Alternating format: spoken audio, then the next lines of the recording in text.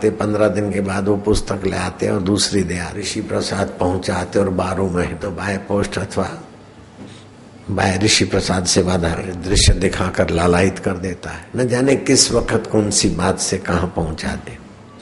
मेरे गुरुजी तो पुस्तकें लेकर पहाड़ों पे चढ़ते और दे आते, 15 दिन के बाद वो पुस्तक ले आते और दूसरी दे आते।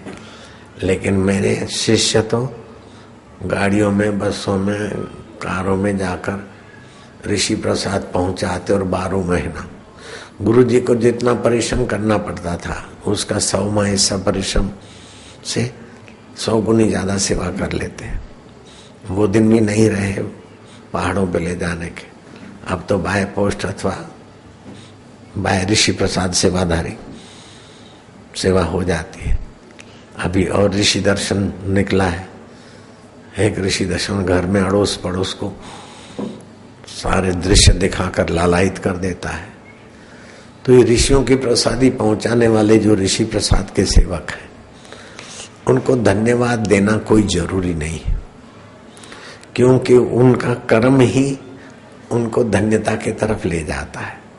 फिर भी व्यवहारिक में बोल दिया भाई शाबाश है, धन्यवाद है, लेकिन शाबाश या धन्यवाद के लिए ये सेवा नहीं है। ये सेवा तो अपना जीवन धन्य करने के लिए होती।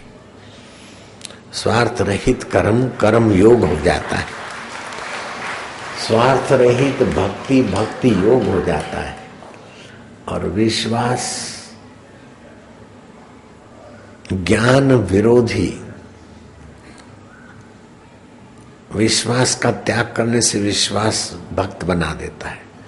ज्ञान विरोधी कर्म का त्याग करके ज्ञान संयुक्त कर्म करते कि भाई जिसको देंगे पढ़ेगा, इनका भला होगा, और कोई प्रोफेशनल एक्टिविटी नहीं है। तो ये ज्ञान सहित समझ कर देते हैं। कोई छपा के भेजे, घर बैठे 5 रुपए में इतनी बड़ी पुस्तक हर महीने संभव ही नहीं है। 60 रुपए में मेंबर बनाते।